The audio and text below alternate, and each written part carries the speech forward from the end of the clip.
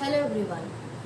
So this is going to be the second part of the same chapter, atomic structure. In the first part we have discussed about atom, molecules, elements and compound, right? That was just the basic introduction of this chapter that we are going to proceed now. Let's go with the quick revision of what I have explained in the previous video. अगर आपने पिछली video नहीं देखी है तो description box में आपको उसकी लिंक मिल जाएगी. आप पहले उस वीडियो को देखिएगा, दैट इज़ द पार्ट 1.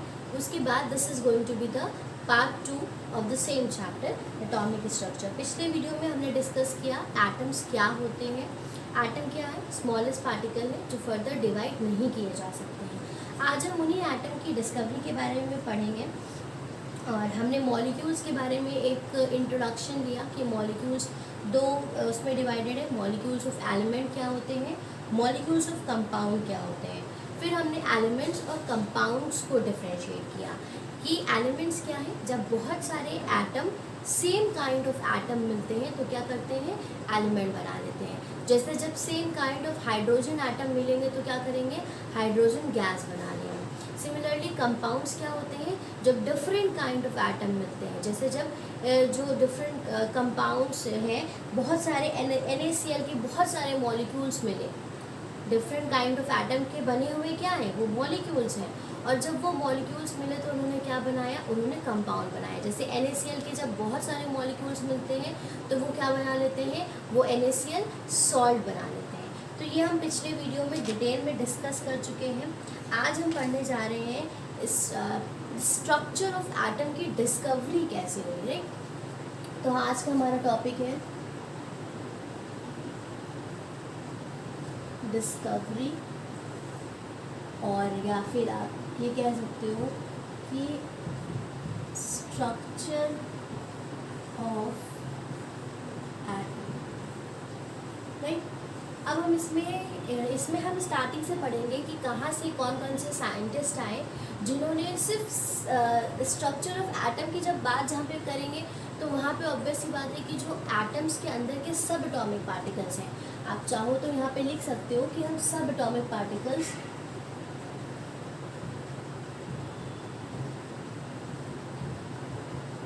के बारे में भी हम स्टडी करेंगे, राइट.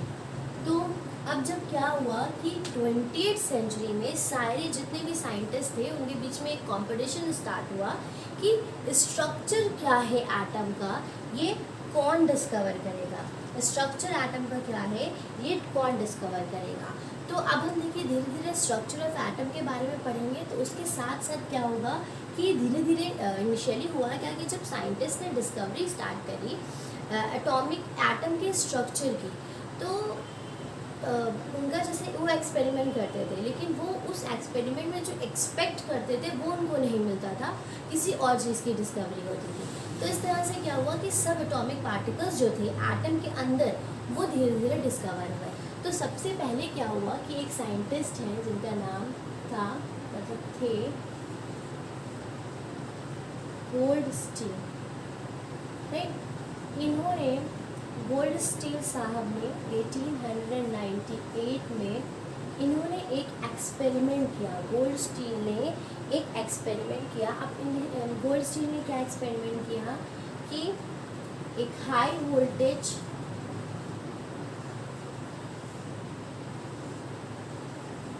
करंट का एक पूरा इन्होंने सर्किट बनाया और इस हाई वोल्टेज, ये क्या है, ये हाई वोल्टेज करंट है, राइट. High voltage current. अब इसमें इन्होंने क्या पास करी, इसमें इन्होंने लो प्रेशर गैस पास करी. क्या पास करी, कैसी गैस थी, लो प्रेशर गैस, राइट. ये एक्सपेरिमेंट किसने किया, गोल्डस्टीन ने ये एक्सपेरिमेंट किया कि इन्होंने हाई वोल्टेज करंट में लो प्रेशर गैस को पास किया. अब क्या हुआ कि जब इन्होंने ये एक्सपेरिमेंट किया स्ट्रक्चर ऑफ एटम को डिस्कवर करने के लिए, तो जब यहाँ से गैस पास हुई हाई वोल्टेज करंट में तो कुछ रेज यहाँ से निकली. तो जो रेज डिफ्लेक्ट हुई, इनको कौन सी रेज कहा गया, इनको कहा गया कैनन रेज, राइट। इन रेज को इन्होंने नाम दिया ई गोल्डस्टीन ने कैनन रेज। अब क्या हुआ, जब कैनन रेज जो यहाँ से डिफ्लेक्ट हुई थी उस पर फर्दर स्टडी किया गया तो पता चला कि ये कैसी है, ये पॉजिटिवली चार्ज है। किस तरह की रेज थी ये, जो पार्टिकल्स ये निकले वो कैसे थे, इसमें जो चार्जेस थे वो कैसे थे, पॉजिटिव चार्ज थे, राइट। विच, और ये कब प्रोड्यूस्ड हुए, ये पॉजिटिव चार्ज कब प्रोड्यूस हुए, जब ये लो प्रेशर की गैस हाई वोल्टेज करंट से पास हुई तो कुछ रेस वहाँ से रिफ्लेक्ट हुई, उन रेस को कैनन रेस कहा ई गोल्डस्टीन ने। और जब इस पर स्टडी किया कि कैनन रेस कैसी हैं, ये पार्टिकल्स किस तरह के हैं, तो पाया कि ये कैसे थे, ये पॉजिटिवली चार्ज पार्टिकल थे।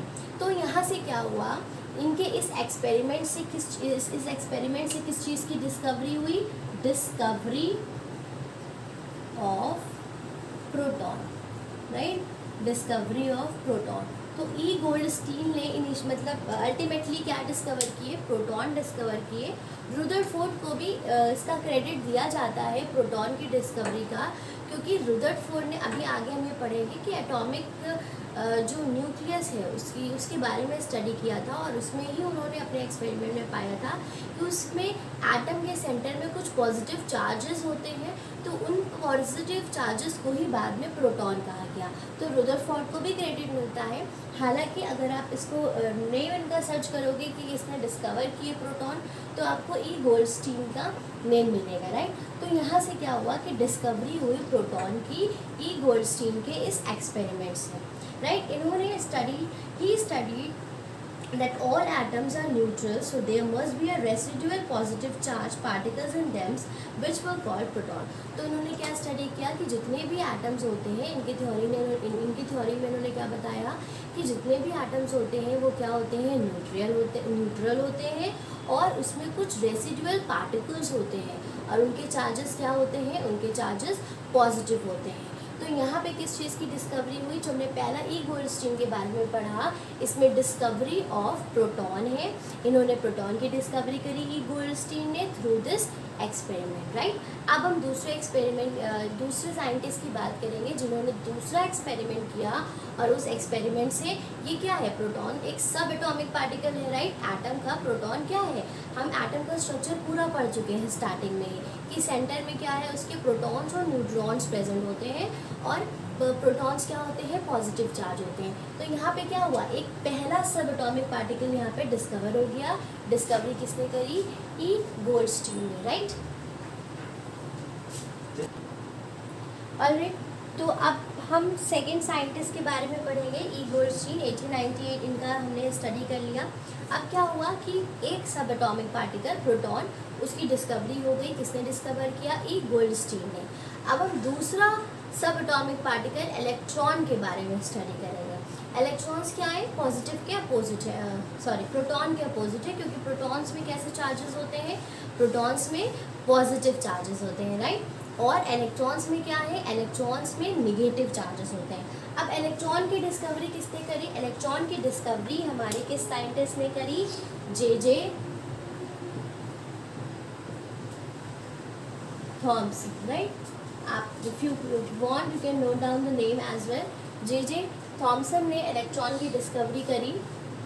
अब इन्होंने इलेक्ट्रॉन की डिस्कवरी कैसे करी, He studied the atom and concluded that atoms are divisible and contain the negative charge particles which were called electrons। इन्होंने जब एटम को स्टडी किया तो उन्होंने कहा कि जो एटम्स हैं ये डिविजिबल है। हम पढ़ चुके हैं कि एटम क्या है, इनडिविजिबल है, लेकिन जे थॉमसन ने जो थ्योरी दी उन्होंने उसमें बताया कि एटम्स कैसे हैं, एटम्स डिविजिबल हैं and contain the negative charge particles which were called electron. इन्होंने 2 पॉइंट दिए कि एटम कैसा है, एटम डिविजिबल है। दूसरी बात इन्होंने कही कि इसमें निगेटिव चार्जेस होते हैं, इसमें निगेटिव चार्ज प्रेजेंट है। अब इन्होंने स्ट्रक्चर के बारे में जे थॉमसन ने नहीं बताया, मतलब इन्होंने जो स्ट्रक्चर बताया वो इन्होंने स्ट्रक्चर कैसे बताया कि एटम क्या है, एक स्फीयर है और इसमें जो भी ये अंदर का एरिया है ये क्या है, ये पॉजिटिव चार्जेस है और इलेक्ट्रॉन्स इसमें इस तरह से फ्लोट करते हैं, इलेक्ट्रॉन इसमें इस तरह से फ्लोट करते हैं, राइट। तो इनके अकॉर्डिंग एटम का स्ट्रक्चर कैसा था, इन्होंने जो थ्योरी दी उसके अकॉर्डिंग एटम का स्ट्रक्चर कुछ इस तरह का था, राइट। हम एक वाटरमेलन का एग्जांपल ले सकते हैं, जहाँ पे जो ये पूरा क्या है वाटरमेलन है, और ये जो रेड कलर का उसका एडिबल पार्ट है वो क्या है पॉजिटिव चार्जेस है, और बाकी जो उसमें सीड्स होती हैं ब्लैक कलर की वो क्या है वो उन्होंने इलेक्ट्रॉन्स बताए, ठीक है। इस तरह का इन्होंने कुछ स्ट्रक्चर एटम का दिया, लेकिन क्या हुआ लेटर इनकी ये जो थ्योरी थी ये फेल हो गई, इनका जो ये स्ट्रक्चर था एटम का ये फेल हो गया, क्योंकि बाद में ये पता चला कि एटम्स क्या इलेक्ट्रॉन्स क्या करते हैं, वो एटम्स के अराउंड रिवॉल्व करते हैं, तो ये स्ट्रक्चर इनका फेल हो गया। यहाँ से हमें इस टॉपिक से हमें क्या पता चलता है कि डिस्कवरी ऑफ इलेक्ट्रॉन किसने करी, डिस्कवरी ऑफ इलेक्ट्रॉन की ये किसने बताया कि एटम में निगेटिव चार्जेस प्रेजेंट होते हैं, तो ये किसने बताया, जे थॉमसन ने। तो ये हमारा सेकेंड सब एटॉमिक पार्टिकल हो गया। अब हम दो पार्टिकल डिस्कवर कर चुके हैं अभी तक के, प्रोटॉन और इलेक्ट्रॉन। प्रोटॉन किसने डिस्कवर किया, गोल्डस्टीन ने, और इलेक्ट्रॉन किसने डिस्कवर किया, जे थॉमसन ने। आई होप चिल्ड्रन आप लोगों को बहुत आसानी से चीज़ें समझ में आ रही होंगी, बहुत ईजी है, अगर इसको अच्छे से ध्यान से समझेंगे तो सारी चीज़ें क्लियर हो जाएंगी स्टार्टिंग से।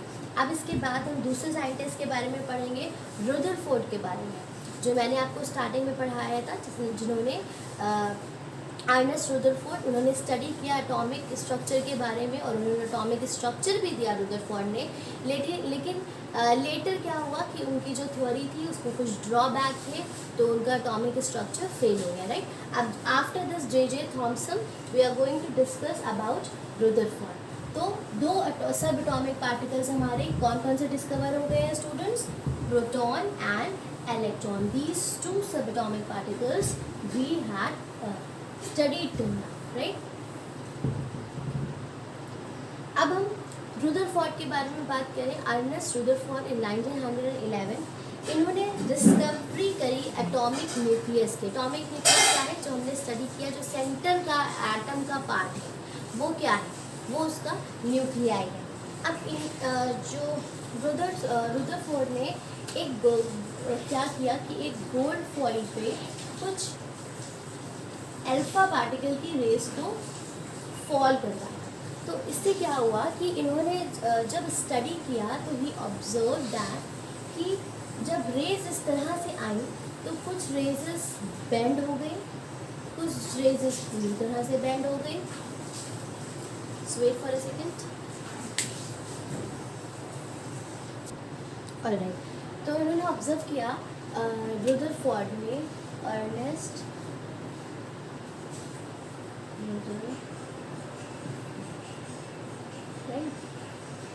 दैट कुछ रेजेस पूरी रिफ्लेक्ट हो रही थी और कुछ, लेकिन कुछ रेज पूरी वापस आ गई, मीन्स जो सेंटर से जो रेज रिफ्लेक्ट हुई वो क्या हुई, पूरी वापस आ गई। तो इन्होंने जब अर्नेस्ट रुदरफोर्ड ने ये एक्सपेरिमेंट किया, गोल्ड फॉइल पे अल्फा पार्टिकल की रेस पास करी, तो जो ऊपर से मानिए ये एक एटम है, तो ऊपर के एरिया में जहाँ पे हॉलो था वहाँ से रेजेस पास हो गई, डिफ्लेक्ट हुई, हल्की बेंड हुई, लेकिन सेंटर पे जहाँ पे प्रोटॉन्स और न्यूट्रॉन्स प्रेजेंट थे वहाँ से क्या हुआ कि रेस पूरी वापस रिफ्लेक्ट हो गई। तो 12 इन्होंने ऑब्जर्व किया, इन्होंने ये थ्योरी बताई रुदरफोर्ड ने कि एटम कैसा है, एटम एक हॉलो स्ट्रक्चर है और उसके सेंटर में क्या है, पॉजिटिव चार्ज प्रेजेंट है, जिसकी वजह से क्या हो रहे हैं, अल्फा पार्टिकल की जब रेजेस उसमें पास करी गई तो वो पूरी तरह से रिफ्लेक्ट हो गए, वापस चले गए, मीन्स यहाँ पे रेजेस लड़ी और वापस चली गई सेंटर के पार्ट में, और बाकी एरिया में क्या हुआ कि कहीं से पास भी हुई और कहीं से थोड़ी बहुत बेंड हुई। तो इनका कंक्लूजन, इनकी थ्योरी रुदरफोर्ड साहब की ये थी, उन्होंने बताया कि एटम क्या है, एक हॉलो स्ट्रक्चर है और उसके सेंटर में क्या है, पॉजिटिव चार्जेस प्रेजेंट है, all the charges and mass is concentrated in a very small amount with the atom. और तीसरा पॉइंट इन्होंने ये बताया कि ये जो स्ट्रक्चर है एटम का ये बड़ा है और जो इसकी एटॉमिक न्यूक्लियाई है ये काफ़ी छोटी है, और जो भी चार्जेस और मास है वो कहाँ डिपेंड करता है, वो इस एरिया में ही प्रेजेंट है, मीन्स पॉजिटिव चार्जेस यहीं प्रेजेंट है और इसी पे ही डिपेंड करता है एक एटम का मास, राइट। क्योंकि हम बाद में पढ़ेंगे कि मास क्या होता है ना, mass of proton plus mass of neutron एक एटम का मास होता है। तो ये इतना एक्सपेरिमेंट रुदरफोर्ड साहब ने किया और इन्होंने ये बताया, he completed that the atomic structure mass जो है इलेक्ट्रॉन का जो मास होता है वो 2000 टाइम, मीन्स ये एरिया जो होता है सेंटर का ये काफ़ी छोटा होता है in comparison with the atom, right. All the mass and positive charge reside in the nucleus. Electron revolve around the nucleus. Size of the nucleus is very small as compared to the size of the atom. ये सारी चीज़ें मैंने आपको discuss कर दी। उसके अलावा इन्होंने एक पॉइंट और बताया कि इलेक्ट्रॉन्स जो होते हैं वो इसके चारों तरफ रिवॉल्व करते हैं। अभी यहाँ पे ऑर्बिट्स का कोई कॉन्सेप्ट नहीं आया था, इन्होंने बस ये बताया कि ये जो सेंटर न्यूक्लियस है ये बहुत ज़्यादा छोटा होता है और सारे चार्जेस और मास सेंटर में ही होते हैं और इलेक्ट्रॉन इसके चारों तरफ रोटेट करते हैं। अब रुदरफोर्ड के एक्सपेरिमेंट का ड्रॉबैक क्या थी इनकी थ्योरी की कि इन्होंने ऑर्बिट्स के बारे में बात नहीं करी, और जब इलेक्ट्रॉन्स इसमें रिवॉल्व करेंगे तो रिवॉल्व करते करते मानिए ये इलेक्ट्रॉन है, अब ये रिवॉल्व करते क्या करेगा, एनर्जी लूज़ करेगा और लूज़ करते करते एक टाइम ऐसा आएगा कि इसमें आके लड़ जाएगा, राइट। तो क्या हुआ कि इनकी ये जो थ्योरी थी रुदरफोर्ड की ये यहाँ पे फेल हो गई कि अगर इलेक्ट्रॉन ऐसे ही रिवॉल्व करते हैं न्यूक्लियस के चारों तरफ तो वो क्या करेंगे, स्लोली एनर्जी लूज़ करके सेंटर से हिट करेंगे। तो यहाँ पे ये जो था ये इनकी ड्रॉबैक थी और ये इनका जो स्ट्रक्चर था एटम का ये फेल हो गया, राइट। उसके बाद लास्ट में नील्स बोर ने प्रॉपर एटॉमिक स्ट्रक्चर दिया जो हम लोग आज स्टडी करते हैं कि एटम का एक स्ट्रक्चर क्या है। तो ये जो रुदरफोर्ड को क्रेडिट जाएगा ये किसकी डिस्कवरी का जाएगा, इन्होंने एटॉमिक न्यूक्लियाई को डिस्कवर किया, राइट। एटॉमिक न्यूक्लियाई, अब एटॉमिक न्यूक्लियाई में क्या है, एटॉमिक न्यूक्लियाई में प्रोटॉन्स और न्यूट्रॉन्स आते हैं और अभी न्यूट्रॉन की डिस्कवरी नहीं हुई है, प्रोटॉन्स के ही बारे में पता चला है कि सेंटर में क्या है, पॉजिटिव चार्ज है। इनको इसलिए हम प्रोटॉन का भी क्रेडिट दे देते हैं और किसका, एटॉमिक न्यूक्लियस का, राइट। ये इन्होंने डिस्कवर किया। अब उसके बाद क्या हुआ कि एक और साइंटिस्ट नील्स बोर, इन्होंने फाइनल एटॉमिक स्ट्रक्चर बताया, इन्होंने स्टडी किया और इन्होंने बताया कि जो एटम है उसके सेंटर में क्या है, अभी न्यूट्रॉन डिस्कवर नहीं हुए, पॉजिटिव चार्जेस रहते हैं, ठीक है, पॉजिटिव चार्जेस प्रेजेंट है और जो इलेक्ट्रॉन है वो इस एटम के अराउंड ऑर्बिट्स में रिवॉल्व करते हैं। तो ऑर्बिट्स का जो डिस्कवरी करी वो किसने करी, नील्स बोर ने। इन्होंने बताया कि जो इलेक्ट्रॉन्स हैं वो ऑर्बिट में इस तरह से रिवॉल्व करते हैं, एक प्रॉपर पाथ इनके लिए है, उस पाथ में ही ये रिवॉल्व करते हैं और किसी भी तरह की कोई एनर्जी लूज़ नहीं करते हैं। क्योंकि रुदरफोर्ड के एक्सपेरिमेंट में क्या था कि इलेक्ट्रॉन, ये सेंटर न्यूक्लियस है और इलेक्ट्रॉन रिवॉल्व करता रहता है, एनर्जी लूज़ करता रहता है, इसके हिसाब से इसको यहाँ पे हिट कर देना चाहिए। तो ये रुदरफोर्ड का एक्सपेरिमेंट फेल हो गया और ये इन्होंने थ्योरी नील्स बोर ने दी कि इलेक्ट्रॉन अपने डेफिनेट पाथ में रिवॉल्व करते हैं और किसी भी तरह की कोई एनर्जी लूज़ नहीं करते हैं। तो ये हमारे क्या हो गए, ये हो गए हमारे प्रोटॉन्स, ये हो गए इलेक्ट्रॉन्स और ये हो गई हमारी ऑर्बिट्स, राइट।